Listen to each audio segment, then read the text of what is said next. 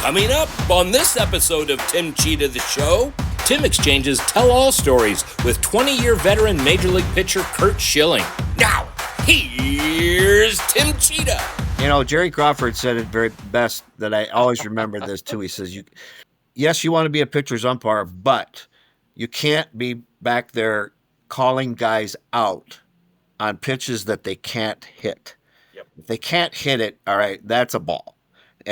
But if you had a chance to put the bat on it, man, let's go. And I'm not there. I think there became a need to get guys a little bit more in line because the disparity from night to night was getting worse, you know, and it came to a head in the 7 World Series with Eric. Yeah, or the playoff, whatever it was, and he said, "Well, that's my series." And his quote was, "That's my strike zone," and the media jumped on that and says, well, "What do you mean it's your strike zone? Isn't it the strike zone?" Right. So then Sandy Alderson came in, and Sandy was going to reinvent the entire game for everybody to make it so good, and that became the buzzword, and it was wrong. You know, it was just the wrong direction. A couple things that I just want to interject. The biggest difference between like AAA and big leagues that I noticed, especially in pitching, is these guys were pitchers. In the big leagues, they're not afraid to throw a 3-2 changeup or an 0-2 slider, right? You know, to get somebody out. And that's what plus the speed of the game, but that was pretty close. The other thing that blows my mind at this stage with replay is if you asked me on just bangers, I mean just that kind of bangers at first base, if you told me that I was going to be the best umpire in the league if I only got 50% of those right in replay, I would have said, you're crazy, you know nothing about baseball. Right. And that's what replay has proven, is that even the ones we thought we were getting 80% right on, at best we were at 53%. I'll tell you why that is. Because they put that emphasis on the strike zone so much that we have guys now that are simply not good base umpires. Now, you're out on bases 3 out of 4 nights, okay? So think of all the games you've watched over the years. Where was the controversy? At one base or another, not behind the plate. And guys just, the emphasis of that ball strike thing and being everything, you know, you got to be a good base umpire. And Jim Joyce. So another guy who was one of God's children. Jim Joyce was one of the nicest. Jimmy's one of my best friends in the game. We still stay in touch. I worked with Jimmy 3 years in AAA. He was still one of my best friends. A phenomenal umpire. Yes. A phenomenal umpire. Ground ball, right side. Cabrera will cut it off. Galarraga covers. He's out. No, he's safe. He is safe. He is safe at first base. Jim Joyce said he was safe at first base. You make the call.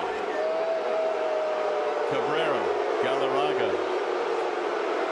He missed the base. He's out. And my heart broke when that happened, because I knew it.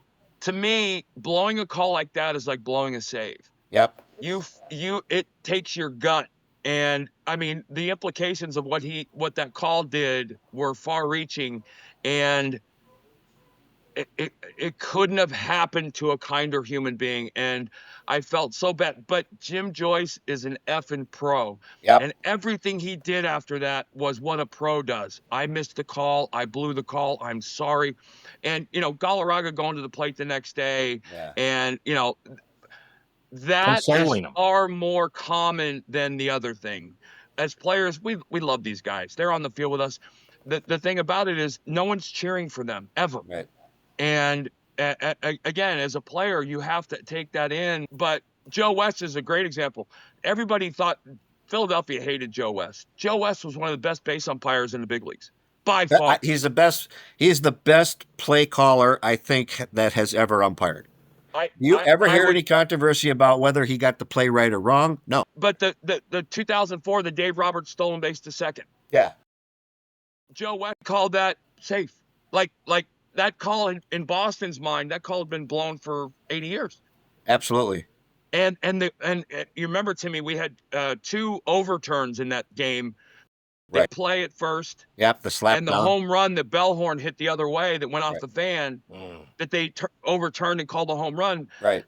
In 86 years, it seemed to Boston, they'd always gotten that wrong against Boston. And they Against got the Red those both. Sox. Yeah. Yeah. That's when I knew we were destined, when the umpires were with us. It went your way. Yeah, it went your way, no question. And I've experienced it all too. Now, I get this question all the time. What about all this replay and all this and that? Well, going back to what we started about the speed of the game, I'm an advocate of instant replay. I really am. I think it's necessary for this reason. There's a lot of money on the table. I've been that guy. $11 billion a year business. Hello, and I've been that guy. I've been the guy. I had to play in the '99 LCS on the Offerman. They called it the Phantom Tag, and from where I was, here's the play for those that are tuning in. We had a runner on first, Jose Offerman, and a ground ball to Knobloch at shortstop. It's a slowly hit ball to the second baseman. Now, in teaching umpiring all these years, we have an expression for that, and it's called SHB, slowly hit balls. The majority of controversial plays happen on slowly hit balls because everybody's reaction time is off. And, on that particular play, you have the second baseman and the base runner converging into the baseline at the same time. You can have the fielder gets first crack at it. He gets one chance to field the ball. If he misses it and now the runner runs into him, it's obstruction on the second baseman. If the runner just goes right in and bumps into him, it's interference on the runner. You can award a double play. You can have the swipe tag. You can have the out of the baseline. You can have it all on that play alone. Yeah. And I was working second, and I've never blamed a player for anything I've ever done, and I'm not about to start now, but I liked to set up on the first base side of second because that's where I prefer to take steal plays. And at the time of the pitch, they were playing it. They asked me if I'd move over to the other side. Okay. So now I'm on the shortstop side, and the ball is hit. Everybody's converging, and my angle is probably at about 10 o'clock, 10:30, looking this way right at first base. Dale Scott had first. He's looking right straight at me. Right field umpire looking right straight at me. Third base umpire looking right straight at me. Left field umpire looking right straight at me. Everybody had the same angle. And from where I was, I would have bet my house that he tagged him. He went out forward, and Offerman just did a little bit, and I called him out.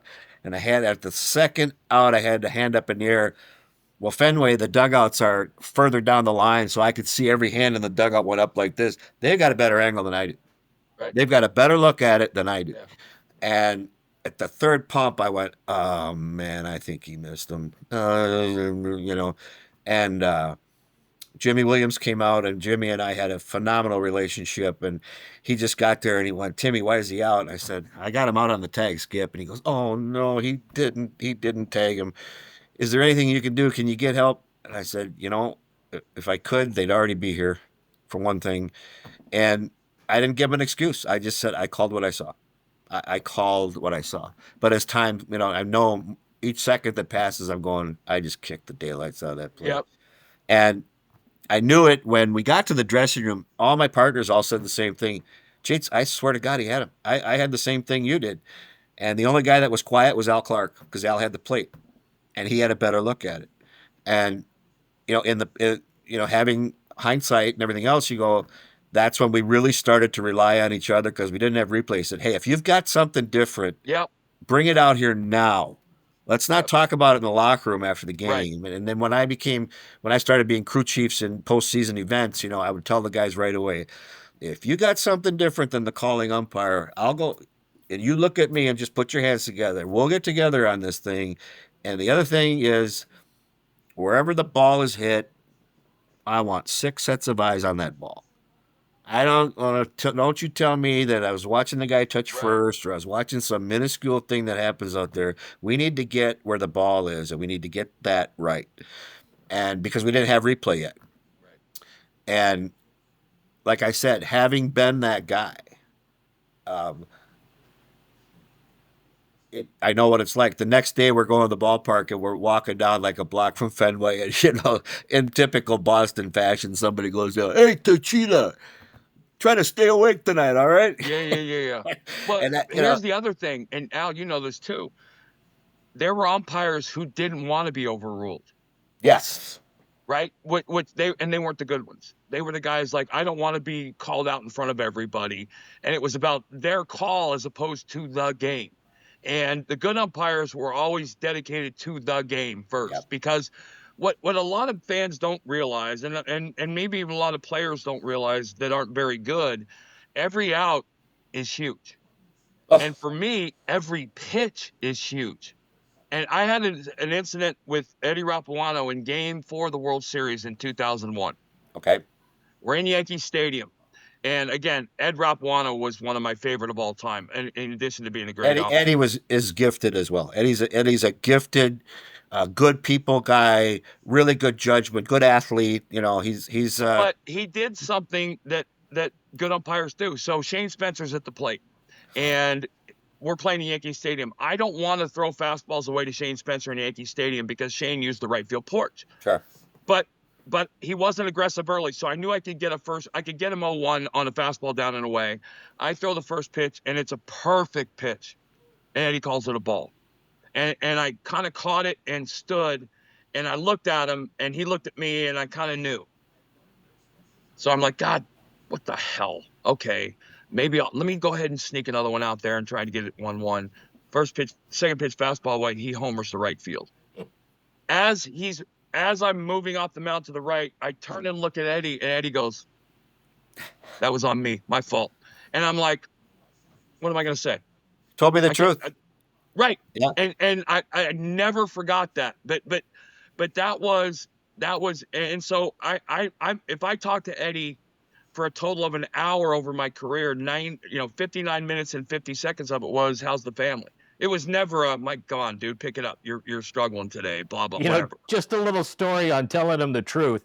So I'm in Edmonton, Alberta, in the PCL. Moose Stubing is the manager, right? Moose Stubing. They just spent like $1 zillion on Ed Ott, the catcher, and he comes up lame in spring training, the season that they offer him all this money. So he's getting paid. They want to do something with him, so they send him to Edmonton to become a coach. You know, they're going to try to make a manager out of this guy. So they stick him at third base, and it's your typical drizzly, rainy Edmonton Canadian, that we all had to play in. And Steve Labradich was the batter. And the pitch comes in, and it's high, and I called it a strike, and Moose goes, "Ow, Jesus," like that. And just like you said, I looked over, and I went, "Moose, that's mine." And he goes, okay. And we have like a little banter, and I look up, and there's Ed Ott standing 2 inches from my face. "That's a fucking ball! That fucking ball!" Oh, he's screaming at me. I didn't even give him, I just fucking dumped him, right? So now he's screaming, and we're screaming, and he's spitting this tobacco, he has a dip in his mouth. And I said, "Hey," and I took a step back, and I said, "Quit spraying that damn tobacco in my mouth." Like that, and he says, "Oh, I'll spray you all right," like that. Yeah. And I went, "Oh, is it going to be a spitting contest?"